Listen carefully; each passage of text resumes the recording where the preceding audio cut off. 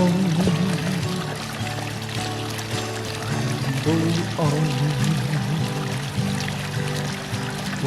you're rambling, these are gone.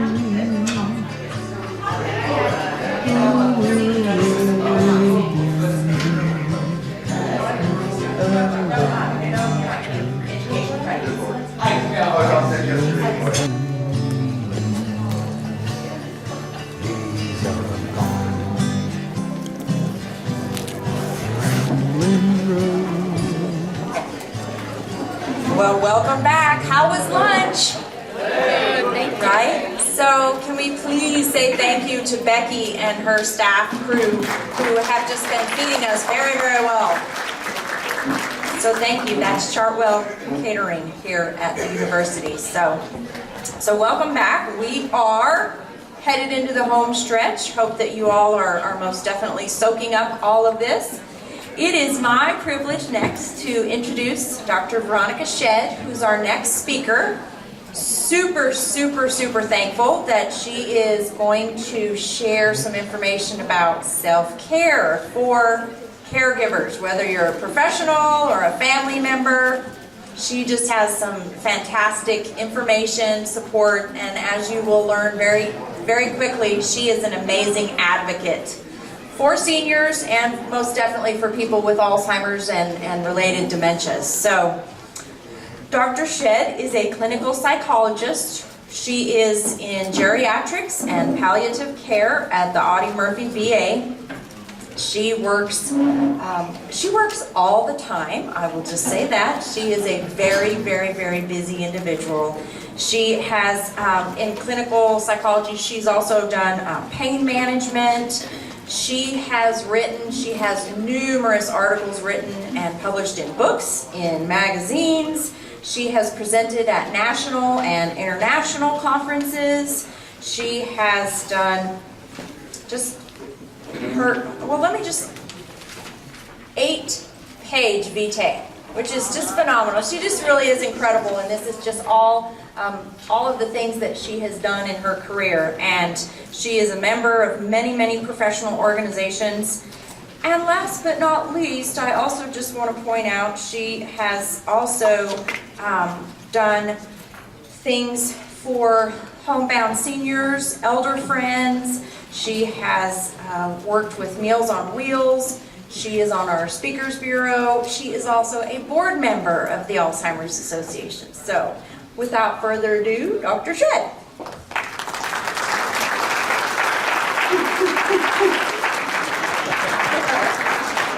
Exactly.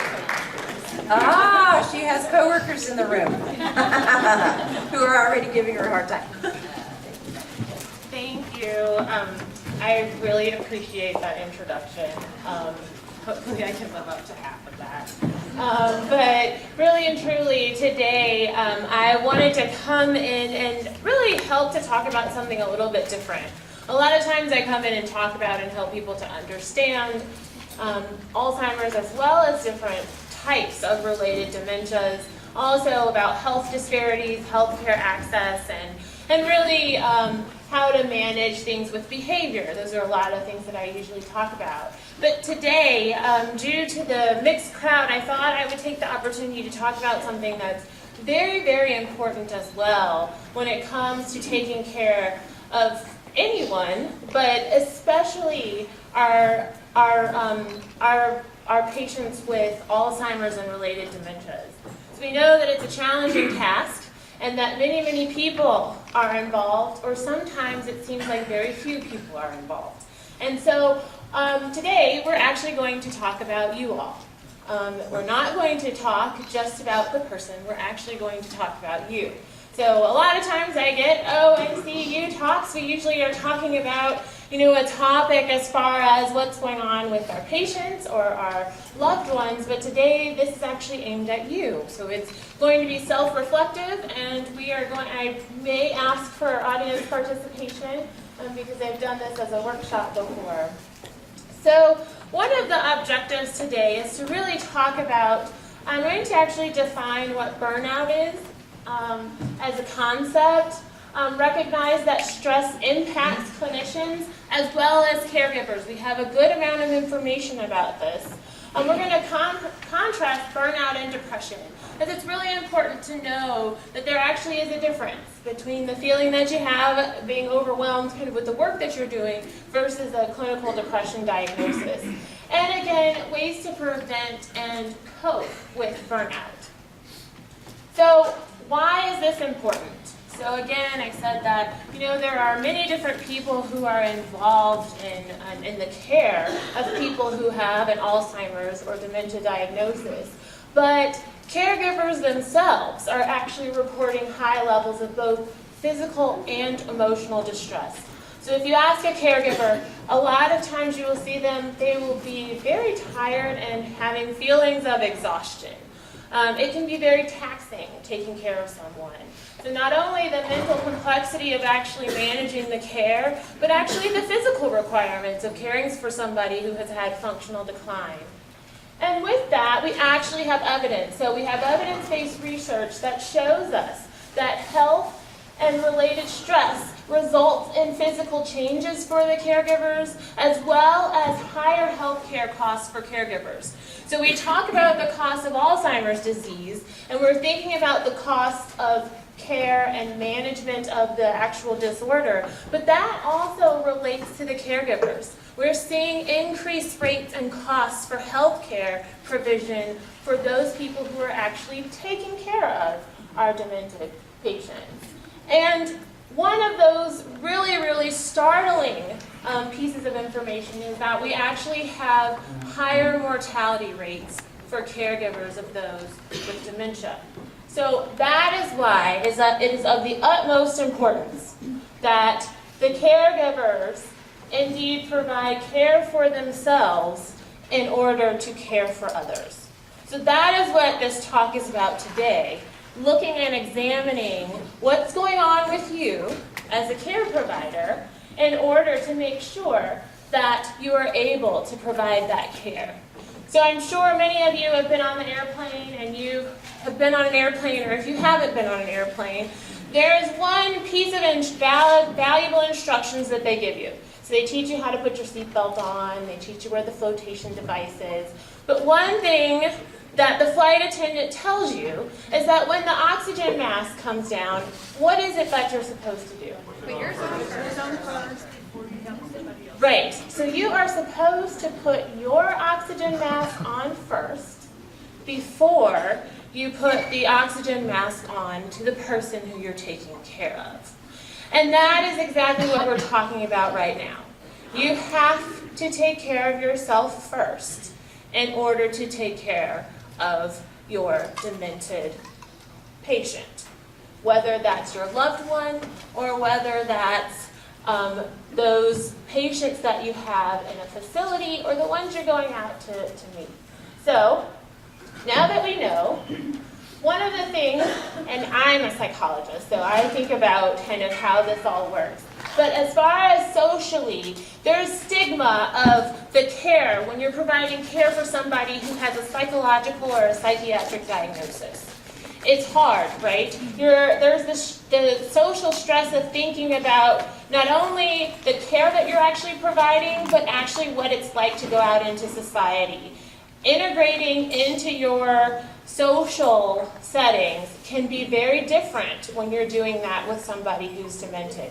So a lot of people can sometimes actually withdraw socially because they don't want to go out in public anymore. Oh, he's really not going to take too well to this environment, so we're not going to go. Or you're just not physically able to go out anymore. So that's one social aspect. Another social aspect to that is for providers, the actual stigma of the care that you provide. That people are thinking, oh, you're taking care of people, oh, that's so sad, what you do is really sad, and oh, that's really unfortunate. Somebody has to do it, great that you're a caring person. People don't always know or understand what it is that you're doing. Institutional-wise, so when you're working in an institution, one of the things that can be stressful is, for instance, the lack of resources. So institutionally, There are so many things that we want and need to give to our patients, and sometimes we're working understaffed, or we're working and trying to provide for a number of people, and we can feel stretched. It's when the printer isn't working, or you have to go through 5 people to get that one piece of paper signed, or the fact that, oh, this patient needs something very, very simple, but it's going to require you to do a significant amount of paperwork. That's an institutional stressor, meaning that you know what's needed, but it's really hard to access. And that can also happen for families as well. I deal with veterans, so our veteran population and families, you can have difficult patients that are not coping. And one of the things for providers and for families is when you're dealing with behavioral issues with the patient, that can also be very, very stressful. Not able to follow the commands, not able to communicate very well. I know you all talked about communication across the range earlier, but one of the things is that can be stressful. Having those behavioral difficulties can be stressful as providers and on families as well. And then personal experiences, both professional and at home. So for our providers, when you go to work, we would like to think that we're able to flip switches on and off. That when you show up to work, that everything that's happening in your day-to-day life kind of shuts off. But it doesn't. What happens if your car is in the shop or if your child gets sick? You're still dealing with things that are happening in your own everyday life. Same things for families. Just because someone in your family gets sick doesn't mean the bills don't have to be paid, or when the toilet gets clogged, you have to figure out and call someone to fix it. So we're dealing with those other personal stressors as well. So we have a lot of different possible sources of stress. So stress in and of itself can be conceptualized with 4 main domains. So physical, emotional, social, and spiritual domains. So one of my questions for you is, how could stress impact you in one or more of these domains? So can somebody tell me what a physical manifestation of their stress looks like? When their back starts hurting, weight gain. Back starts hurting, weight gain, hives, weight loss, depression. So the things you see, does anybody else, I tend to get stress in my neck. Neck starts hurting, people get headaches. That's something that can happen. Some people, you have stress for your vision. It's harder to see. Even thinking about things like sleep. For many, many caregivers, it is hard to sleep restfully when you think somebody's about to get up in the middle of the night. So there are many, many different things that can happen and how that can physically manifest itself. What about emotionally? Feel sad a lot, cry more. You can feel sad, you can cry. What else? Irritability. I heard that one from about 5 people, right? It's that when your stress gets higher, and I usually talk, this is one of the things I usually tell my pain patients, right? I know my mother and family members used to tell me this, oh, you're getting on my last nerve, right? When you're just completely spent. Same thing here. You have been, you have so much responsibility. Things have just gone up to the highest of height. And usually that one thing that wouldn't have bothered you so much, somebody just does it and you just kind of go off. You lose it. That's that emotional irritability, stress that comes with having all those responsibilities. There are a couple of other things. Socially withdrawing. So then you don't feel supported. Resentful. Right? That's really hard. You're doing so much. And that resentfulness, that can come towards the actual patient. That could be towards your family members, because so many people have that solo responsibility and other people aren't really understanding what's going on. For providers, it can be against families as well. Why aren't they doing more for this person? Or it can be for the family against providers. Why aren't they doing more for him? So it's all around, and it's very real to have that range of emotions. Underappreciated. Because guess what? When you're working with somebody with dementia, how many times are they able to say thank you? They are not able to say thank you. And so people who are caregiving and doing a 24-hour-a-day, 7-day-a-week job don't necessarily hear thank you from the actual people who they are servicing. And so, again, that can be highly difficult. We talked about social isolation, but that's also very important because having responsibilities oftentimes takes people away from their social circles. So they're not feeling supported, but they also are withdrawing. So they're not going. You're not going to lunch with your friends as much as you used to, and they stop calling and asking you to come.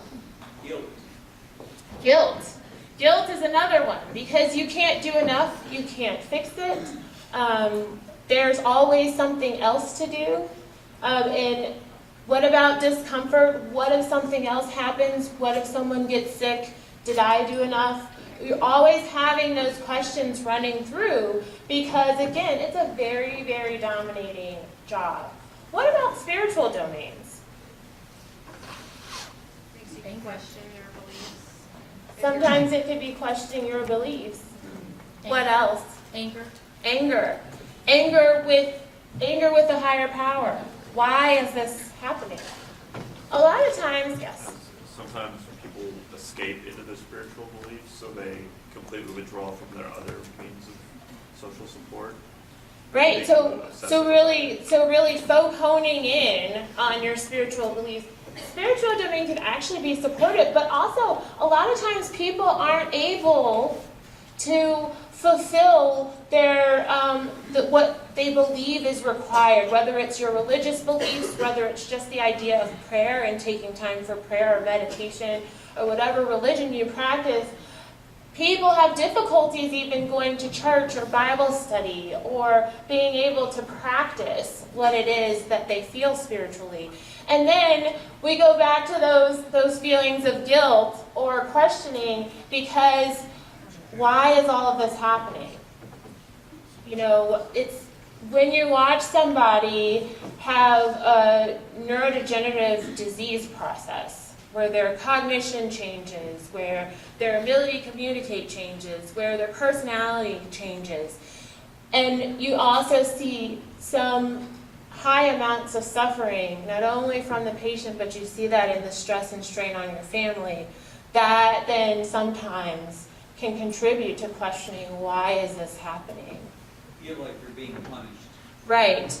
And that idea of punishment, and are you paying for, is this person paying for something that's happened? A lot of times people have a great amount of difficulty with those types of questions as well. So those are some of the expressions of stress. So this is one of our psychological concepts, and I like to bring it in because this is a framework that a lot of times I help people conceptualize what's going on. But with health and illness in the center there, you see that when somebody has a health issue, it doesn't just affect them physically. It affects multiple domains. And so that's why when we think about those aspects and those domains of stress really fall under a number of these categories. And so when you're conceptualizing the fact that dementia isn't just affecting that person, it is actually affecting the system. It is affecting it's obviously affecting them psychologically, but it's also affecting your family psychologically. It's affecting your social interactions, in addition to what's going on biologically. So, in talking about what burnout is, you probably have heard people say, oh my gosh, I'm just so burnt out of this. This is just, I'm tired of this. It can be anything. We're going to talk mostly about how this conceptually deals usually with a job that you're doing, but think about it as have you ever volunteered for something and you were completely exhausted. I was in 4th grade. I was really highly motivated as a Girl Scout. I sold over 350 boxes of Girl Scout cookies. I wanted all the prizes. I have a little bit of a competitive spirit. My mother, because I'm 10 years old, my mother had to deliver 350 boxes of Girl Scout cookies. Guess when I quit Girl Scouts? When I was 10 years old. Because my mother was completely burned out of Girl Scouts, right? She was like, okay, we're not doing this again. And so, again, you can just have it. It doesn't necessarily have to be your job.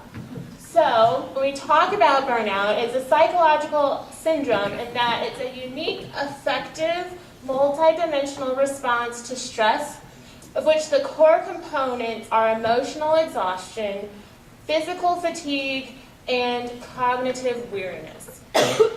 Okay? So you see, again, we're going kind of across different domains. It's not that you're just tired. It is that literally you feel exhausted emotionally. You also have physical kind of ramifications of exhaustion. And then cognitively, even the thought of going and doing something else makes you a bit weary. So what happens when we're thinking about emotional exhaustion? It's feeling depleted of emotional resources. That you just really don't have it in you to bring yourself back. You don't have, you're just tired and you think tired. Emotionally you feel you're not really connecting, you're not having as much empathy for others.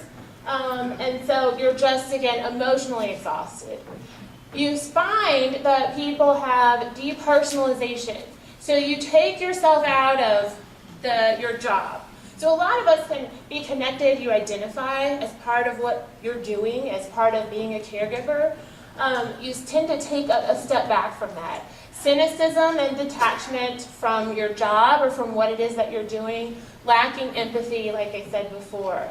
You have this reduced personal accomplishment. So you're not feeling like what you're doing is either you're successful at it, you might feel like you're just not doing a good job at it, feeling ineffective and lacking in achievement. You can't reach the mark. Your productivity, when we're talking about at work, that's lowered, and you have this feeling of lowered self-efficacy. So self-efficacy is the feeling that you can do something. So the feeling that you have the ability to do it, so that you are equipped appropriately. And so that's one of the issues. So burnout is actually distinct from chronic stress. So we talked about stress, but it is a little bit different from that as a concept. And burnout as a concept has shown stability over time and situation, meaning that it's not that you just had one bad day. It is that this is happening consistently when you're doing whatever activity it is that you were supposed to be doing, whether it's work or care or volunteering, what have you. And burnout has been shown to be a risk factor for cardiovascular disease, sleep disturbance, infertility, musculoskeletal pain, poor self-rated overall health, and diabetes. So, this is very serious. So we can talk about, and we sometimes reflect on and think that, you know what, it's normal, we all just get tired. It is, but if you are dealing with this chronically, if you are meeting the requirements for this syndrome, you yourself might find yourself being a patient. And this is what we're talking about when we say that caregivers have higher healthcare costs. And that's not only talking about people who are caring for their loved ones in the home. We also know that this actually happens for providers. I gave a talk for a diabetes conference, for a nursing education diabetes conference, and it was actually that diabetes as a risk factor, burnout as a risk factor for diabetes. So the very people who are taking care of the patients are not taking care of themselves and are at risk for what they're providing care for. That's a problem. And so we really need to think about the fact that we are asking a lot of ourselves when we take on caring for people with dementia. And so really doing that, we have to face the fact that really it is quite true, you're going to have to take care of yourself. And yes, it sounds all well and good, and the idea of going to lunch with your friends seems more overwhelming than it does helpful. But when you see this statistic, when you see that this is what you're at risk for, then that's why you really need to go through the complications of figuring out how you can get to lunch with your friends. So we talk about models of burnout, and this is really more focused on a workplace environment, but again, you'll see how it can interrelate. There are 6 domains. So the amount of workload you have, your community, the amount of control you have, the feeling of fairness, reward, and values. So really what happens when you get burned out is that people feel that these things, there's a mismatch between them. You know, it's okay, people can take on a higher workload for a little while, right? Your team can take on a higher workload, especially if your entire team is doing it. You guys band together, you know that this is going to be a short time or that this is going to happen. You band together, you guys work on it, and it seems fair then, right? There's a high feeling of fairness in that because you all are taking on that load. And then there's a sense of community. We've come together, we're doing this. So when one thing is off, the others can help to balance it out. So if you have a higher workload, if somebody is going to give you a reward for that or show you that your work was really valued, for a while you may be able to manage some of that. But if nobody else in your workplace is actually doing this, if you don't feel like everybody is rallying around you and the sense of community is just ruined, then you'll have more problems. Same thing too with things like control.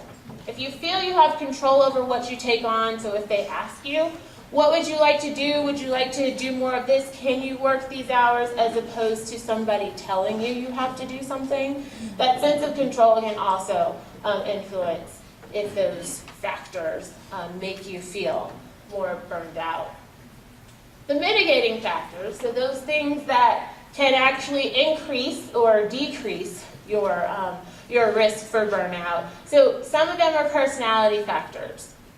So some people, we know that personality factors tend to be trait-based, meaning that people are a lot of times more hardwired with your personality traits. So some personality factors can factor into people being more at risk to having or being susceptible to burnout. Baseline mental health issues can also be something. So again, we talk about burnout versus depression or anxiety, but if you have, if you've been coping with or treated for depression or anxiety, or if those things are gone untreated, you are at a higher risk for feeling burned out as well. And again, this is a syndrome that is focused on the workplace or what's going on. It's not about your whole personal situation all the time. And so that's a little bit different from when you're a caregiver at home because it's pervasive. It's like having a 24-hour, 7-day-a-week job. So that in that situation, it is totally encompassing. But when we're talking about it for providers, it doesn't necessarily manifest itself in your home life. One of the things is that your family may be noticing it, right? They may start to notice some of the things that are going on, but it's not really pervasive outside of that. And people with depression, again, are more likely to experience it, so they can co-occur. Because burnout is a clinical syndrome, whereas depression is an actual diagnosis. Again, what can help you deal with and not become burned out is your reported level of spirituality. So know that people who report having strong spirituality are actively pursuing their spiritual life. They tend to have less burnout. Resilience, and resilience as a factor. So again, some people are more resilient, and the idea that they are able to have this kind of longer lasting feeling as well as hardiness. So those two factors we know are very important. These two factors actually are also very important when we think about people who can deal with trauma. That people who have higher resiliency and hardiness are actually able to withstand that a little bit better. Optimism. So people who are naturally more optimistic, that can be mitigating. One of the things, though, to think about is that you can have every single one of these traits, but the demands of what you're doing, you're still going to be susceptible to burnout. But these types of traits and factors can be very helpful. And so, again, it's going to be the overall negative versus positive affective state is going to make a huge difference in what's going on in your day-to-day situation. So again, those who experience burnout have, like I said, they have a 1.8 to 4-fold increase of likelihood of developing type 2 diabetes. So that, again, is a research study that was specifically looking at burnout as a risk factor for a health condition. And so, like I showed you that list, the risk isn't slight. The risk is highly significant. It is a substantial risk. So we're not just talking about something that can be, that's just, oh, happenstance. Another aspect of dealing and coping with people who are dealing with a neurodegenerative disorder, or I deal with people who are coming towards the end of life. The concept of compassion fatigue also comes in dealing with people who if you're doing trauma work. But again, this provider specific, so thinking of a care provider, so it is the idea of the cost of caring for others. So it's kind of this vicarious traumatization that you're experiencing. So a lot of times with trauma patients, you're reliving the actual trauma. When you're dealing with somebody who is declining, you're dealing with the feeling of great loss and the idea of suffering. So it's kind of this idea of vicarious traumatization in that way as well. In some ways, you're seeing what they're going through, and you're experiencing, and in some ways having empathy in those situations is one of those things that's bringing on that feeling as well. So what happens with compassion fatigue? You see hyperarousal, avoidance, and re-experiencing of kind of what's going on as well. So like I said, it's one of those things that the experience, you are having great difficulty with that experience as well. So again, when we talk about the complex interplay of these things, heavy workload causes stress, but is offset by supportive community, recognition and reward for work well done. Personally, your personal values and the mission for us, it's end-of-life care, but at home it's just providing the care. And some conditions, they feel more control over the situation than others. And some caregivers may feel that they have more control at home more so than others. One of the things when you're working on a job is the idea of job engagement, and that's the opposite of burnout, because you are very much focused on what your mission is and what you have to do. And this may be the person who says that their job isn't work. And so they feel passion and they are seeing that their job is a manifestation of who they are. That can also be tricky, because those are the people who are also susceptible to over-functioning and overworking. But when you are very engaged in feeling that passion, a lot of times that can push you through as well. They're looking forward to working, seeing colleagues and clients, and not daydreaming about retirement every time they come to work. Okay, so they're fully engaged. Again, depression and burnout, they may co-occur. Depressed individuals are more likely to experience burnout, and the feelings associated with burnout are primarily related to work, not to necessarily home or personal time in that situation. Again, working in end of life, this is kind of prevalency rates for that as well. So this is pervasive. So again, a lot of providers don't just provide care for people who have dementia, you're working in a situation where you're providing care for cancer patients, or you're dealing with dementia in the setting of hospice. And so what you're seeing is that people working in cancer care, oncologists, those are actually two of the populations that they've done the most work in understanding burnout. So those are their percentages. And then hospice nurses, that's another group of people that they've actually looked at that as far as medical concerns are. Your risk factors, the younger you are, you're actually more in your career, the more susceptible you are. So earlier in training, you have less control on your work situation, and women tend to be more, have a higher prevalency rate than men. Again, your personality factors, compulsiveness is a factor. We talked about baseline mental health issues, lower levels of self-reported spirituality, so we talked about higher levels, and then hardiness. Again, the idea that the personality type that is helpful with feeling less demoralized and having that sense of accomplishment. So how do we deal with this?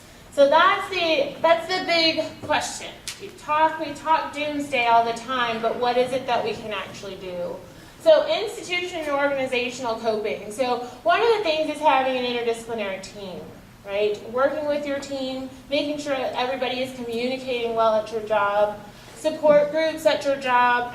Their Schwartz rounds are actually dealing with most difficult cases on a larger scale in facilities, and so it actually helps to go through and talk about those. Debriefing or degriefing that we talk about when somebody passes away. So as a team, really going through, well, what happened? A lot of times the what happened in this situation is more, oh my God, what happened? It's not really, well, what happened in this situation? How can we make this work a little bit better? What do we need so that we have the resources to deal with this in a better way? And again, when somebody passes or when things go, we don't just move on. A lot of times we've taken care of people for a great deal of time.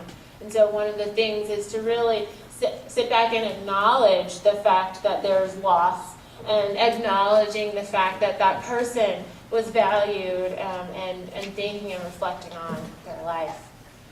Coping strategies for the individual. So time alone journaling, setting limits on your workload, using your vacation and leave time, supportive community within or outside of your work environment. So these are very work-specific ideas, and if depending on our time, they're going to tell me about our time. But one of the things is that we're actually going to go through and talk about some ways in which you might be able to do that. So in summary, we want to think about kind of that self-care is a core competency of care, and that commitment to work, sense of control, and challenge are marks of successful self-care, that when you are able to do those things, that's fine. We're going to have stressors. So you want to be able to recognize stressors in your social, your institutional, again, we have veteran and family, and personal domains. And then burnout arises from chronic mismatches in this between people and their work settings. And so self-care is a core competency of providing care. And I think that's been something that's actually been missing. So you go through training, you go through and you talk about everything that you have to do.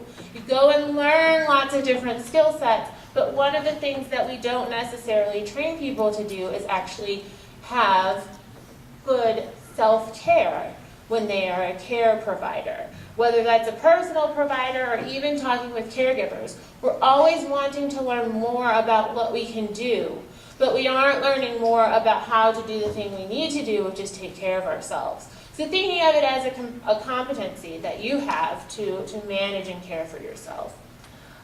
Key dimensions of burnout are exhaustion, cynicism, and a sense of personal ineffectiveness.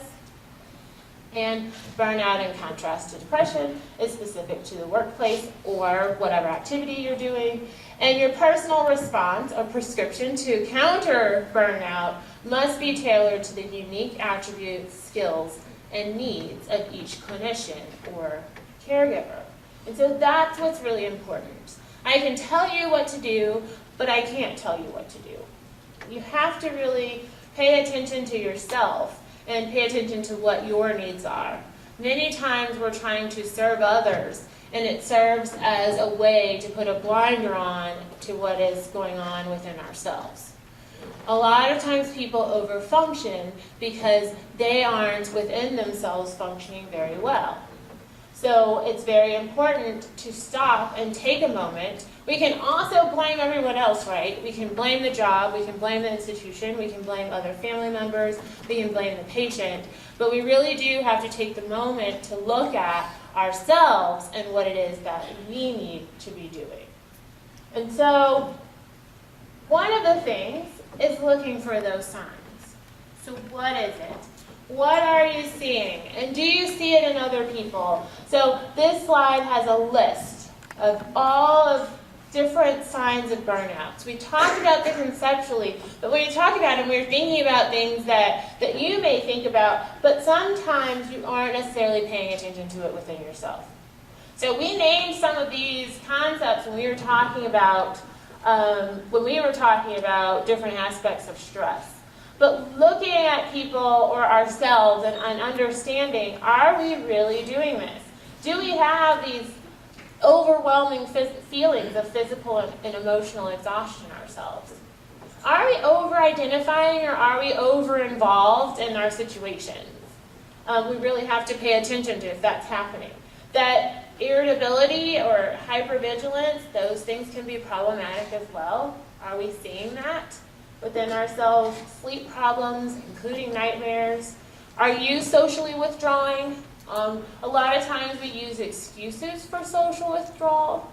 We use excuses such as that physical and emotional exhaustion, or we use the fact that we really do have a valid excuse and that you're providing care. But again, is it that you have to realize, well, am I the one who's withdrawing and not necessarily the fact that people don't want to support me? Have I given them an avenue to support me? And professional and personal boundary violations, noticing poor judgment, and then even perfectionism and rigidity. That I have to follow this schedule. If I don't follow this schedule, everything will get off. So then what happens? It's a stressor when something in your schedule doesn't work out. And so making sure that you allow for the things in life, because life is going to happen. And so it's not necessarily going to happen according to schedule. And so really having some flexibility in dealing with that. Again, more questions. We talked about the meaning of life and your religious beliefs, interpersonal conflicts, avoidance of emotionally difficult situations. So again, over-functioning, but not necessarily dealing with things that are hurtful, not confronting the fact that you may feel that resentment towards another family member, and that you don't actually talk about something that can be very difficult like that. Noticing addictive behaviors, drinking, people having other wide ranges of addiction while they're at home, numbness and detachment. So where you recognize that you're not really even feeling, you're not as concerned, you really are in, sometimes you just don't care. That's problematic if you start to notice that.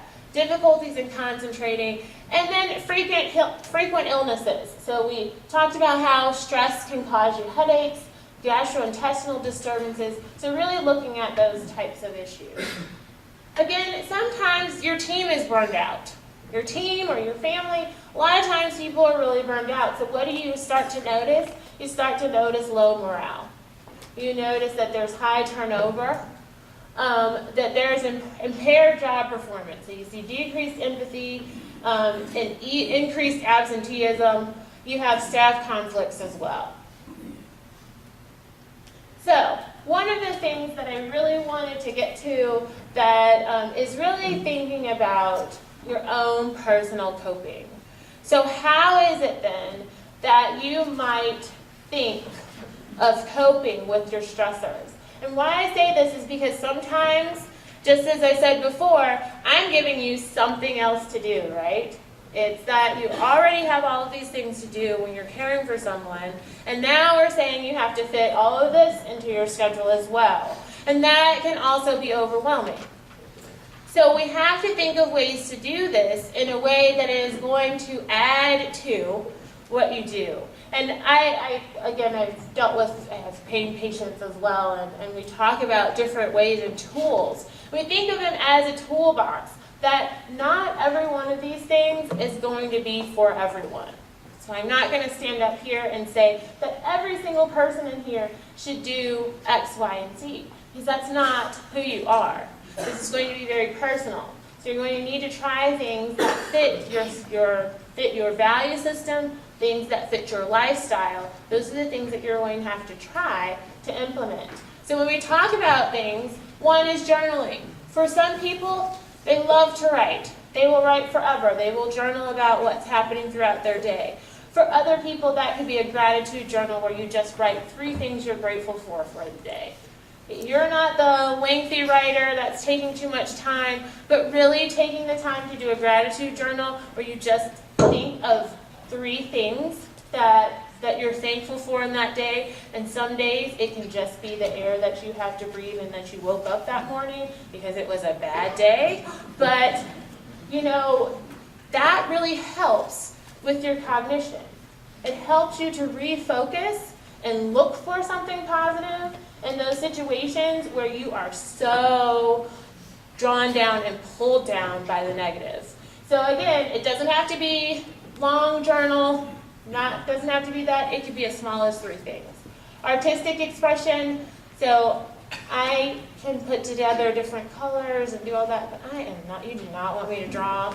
So artistic expression is not going to look the same for me as it is for somebody who truly has an artistic gift and can actually do all of that. So you want to think about those things. Some people love to paint. Some people love, now they have, you can actually color because it's an actual meditative process to actually participate in coloring. So whatever it is that you need to do as part of that artistic expression.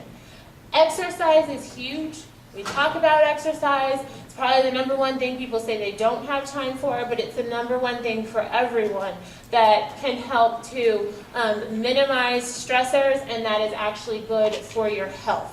We also know it is good for your cognition. We know that it's good, and one of those things that helps you to function longer is exercise. So it's probably the most important, and the one that I would tell you that you should absolutely do, or try to do as much as possible, even if it's just taking a walk. Relaxation. There are a number of relaxation techniques. Some as simple as diaphragmatic breathing, so where you learn to breathe deeply, visualizations, meditation practices, again, figuring out what you need to do. I often tell people, if you're having sleep problems, this may not be part of your good sleep hygiene, but for some people, even the idea of taking a nap, you get to clear your mind and just get some rest. Setting limits on your workload, on what you can do. And this goes for caregivers at home as well, because again, you need to know where your limit is, and everybody has one. You can't continue. So learn the resources that you need in order to be able to maintain that high workload. Using vacation and leave for providers, social support in the community and at home. So really, really inviting people to help you with whatever it is that you need help with. Even if it's as simple as giving somebody a grocery list and having them go get your groceries. That can be something that makes a world of difference for you, and the idea that that person is able to help you can actually increase their sense of understanding of what you're going through, and it actually invites people in and makes them feel more connected to you as well. So even if it seems like a simple task, in reality, there are some people out there who may be willing to help you more, but just don't know how. So making sure you're open to that. Making sure you're open to that on your job as well. Talking to your coworkers, being open to having a supportive work environment, and remaining positive. So trying to find, again, that positivity. So one of the things I wanted to ask you all, I have this big long list. Are there things that other people have done to take care of themselves? Now that you've heard all of this, what is it that you are doing and thinking about it, or what is it that you would like to start doing that could be very helpful? Shopping. Shopping. So so there are some things that I don't have up here that I think a number of us do. So shopping can be one of these, and for me it's also eating, right? I love eating. So, but eating and shopping, if you do too much of them, they can move you over to the stressful side. And you might start to have problems that are stressful in that way. So again, it's balancing those things out, right? Too much of a good thing can also be a bad thing. So making sure that you're thinking about that, yes? This has to do with just self-examination. Do the schools ever say at any point in the professional training, are you sure you want to go into this? This is a Expectation. I think that's a wonderful question that should be asked.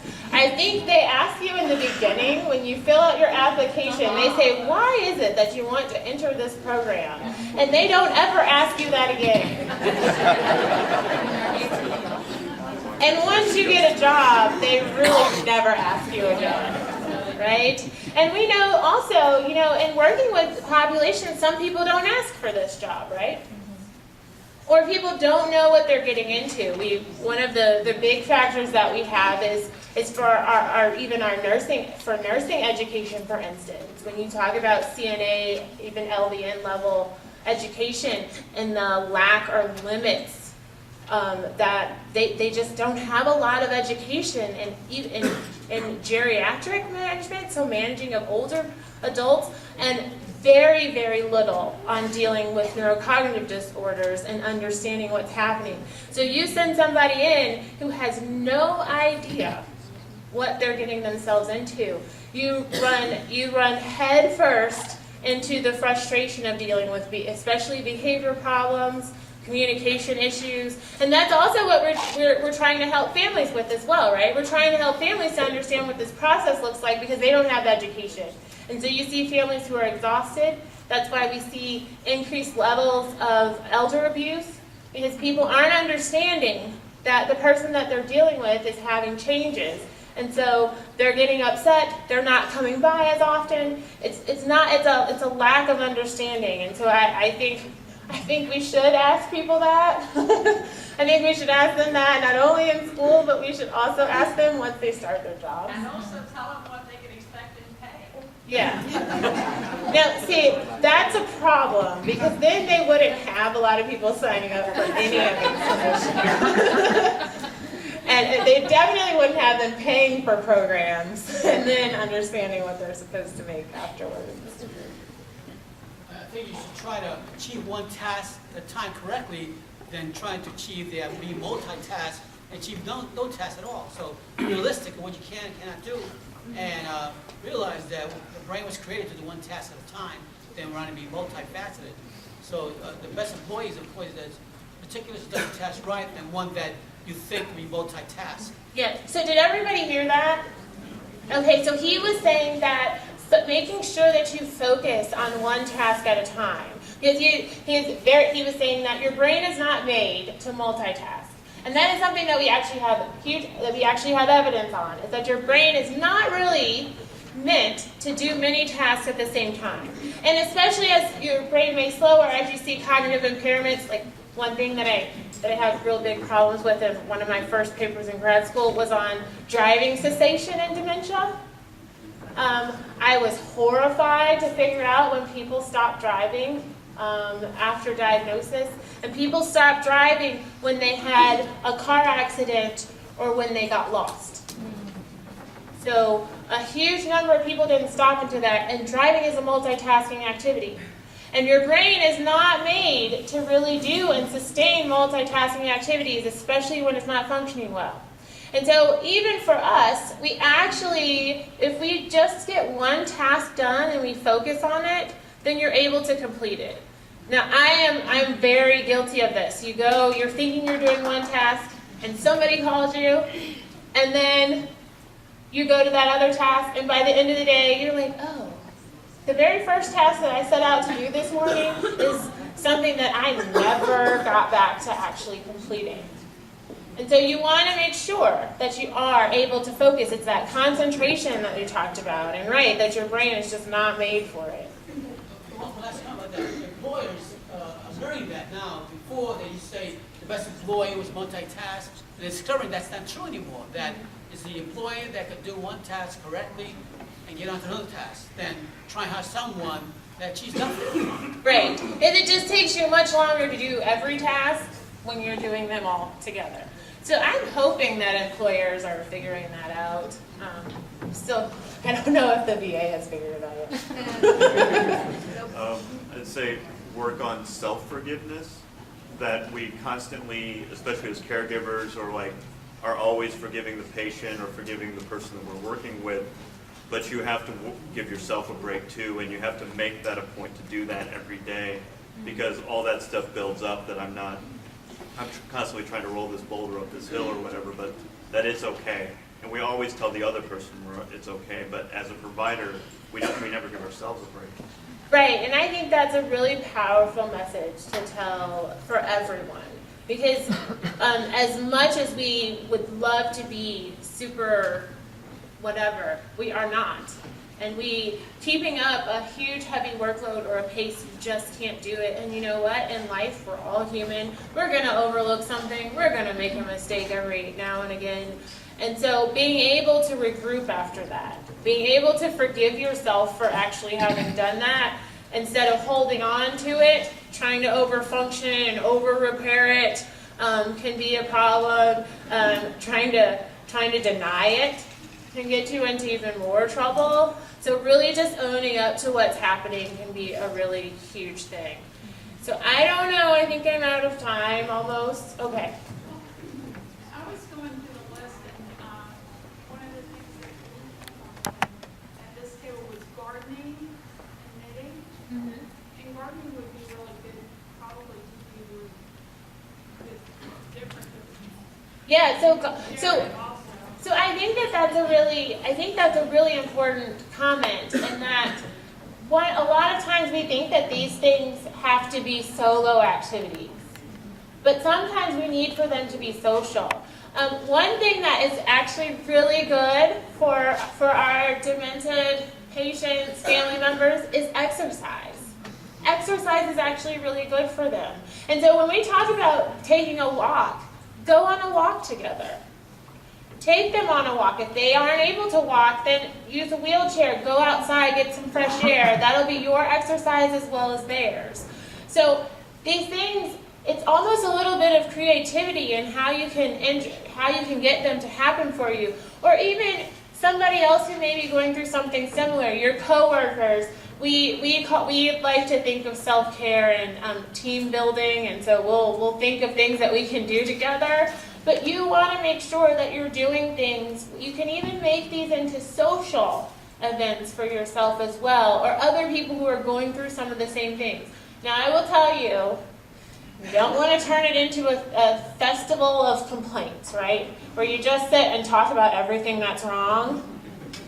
Anybody have that, like, over your lunch break? Everybody's like, oh gosh, did you hear that at the meeting? Now we're going to have to write another note about this, and they're accepted. What patient? And now we're going to have to, you don't want it to turn into that, because that's not helping anybody who's sitting in that situation. You want to start being able to think about things that will increase that positivity for you. Okay? So I hope you all got something out of this today. Really hope you take it home.